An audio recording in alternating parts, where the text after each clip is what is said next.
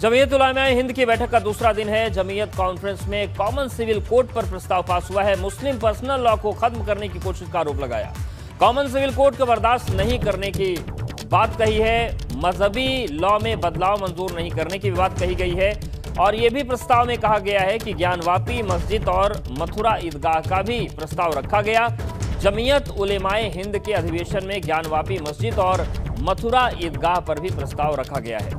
सम्मेलन में मौलाना महमूद मदनी ने आरोप लगाया कि प्राचीन इबादत गाहों पर बार बार विवाद खड़ा करके देश की अमन शांति को खराब किया जा रहा है। उन्होंने कहा कि ऐसे विवादों से देश की अमन शांति और गरिमा और अखंडता को नुकसान पहुंचता है।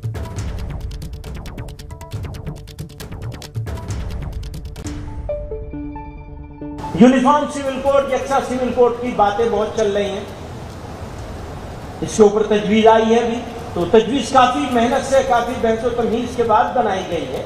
चाहे ज्ञानवापी वाली मस्जिद तजवीज हो या वो तजवीज हो, बल्कि जितनी तजवीजें हैं महीनों की मशक्कत के बाद तैयार हुई हैं। हफ्ते और दिन तो लगे ही लगे हैं आखिर के। तो इस तजवीज से मुताल्लिक, यूनिफॉर्म सिविल कोड की तजवीज से मुताल्लिक ये कहना चाहता हूं, कानून कोई बन जाए, अगर मुसलमान शरीयत पर चलने का अज़्म कर ले तो कोई कानून उसका रास्ता नहीं रोक सकता। देवबंद में हुए जमीयत उलमाए हिंद के अधिवेशन में तमाम अहम मुद्दों पर मंथन भी हुआ और कई महत्वपूर्ण प्रस्ताव भी पास किए गए। कॉमन सिविल कोड पर तल्खी को ज़्यादा नजर आई और सीधा यहाँ कह दिया गया कि कानून में तब्दीली उन्हें किसी कीमत पर मंजूर नहीं है। इस अधिवेशन में जिस तरह की बातें कही गई हैं उसको लेकर जो यहाँ आए उलेमा वो क्या सोचते हैं, हम उनसे भी बातचीत कर लेते हैं। यहाँ तमाम तरह की बातें हुई हैं।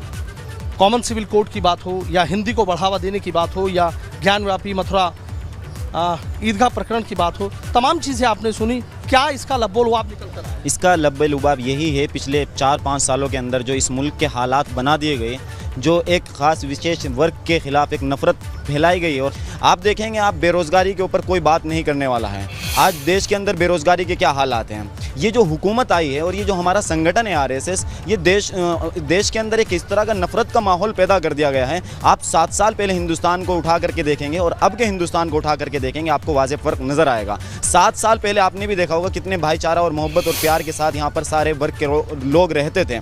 लेकिन आज के वक्त में ऐसे बना दिया गया कि मुसलमानों के, कि मुसलमानों से बड़ा इस मुल्क का कोई दुश्मन नहीं। हालांकि आप देखेंगे इस मुल्क को आज़ाद कराने में सबसे ज़्यादा कुर्बानियाँ जो दी है वो मुसलमानों ने दी है, उलमाए किराम ने दी है। और आज भी मुसलमानों से ज़्यादा इस मुल्क से कोई प्यार नहीं करता है। मुसलमानों का मरना जीना यहीं पर है। हम पाकिस्तान की बात नहीं करते हैं, पाकिस्तान की बात वो करते हैं। पाकिस्तान में बिरयानी खाने के लिए वो जाते हैं।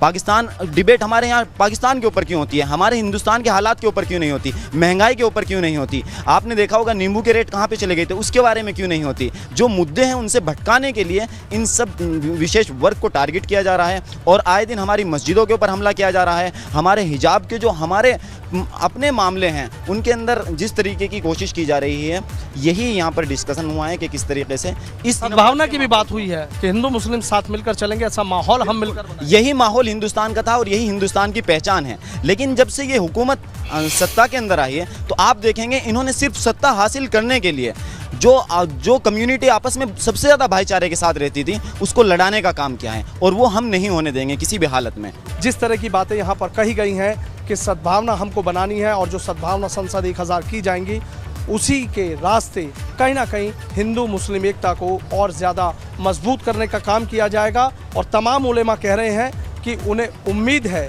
कि जब ऐसी बातें होंगी तो हवा फिर ज़रूर बदलेगी। वीडियो जर्नलिस्ट सत्येंद्र सिंह के साथ सनुज शर्मा, ABP गंगा, देवबंद।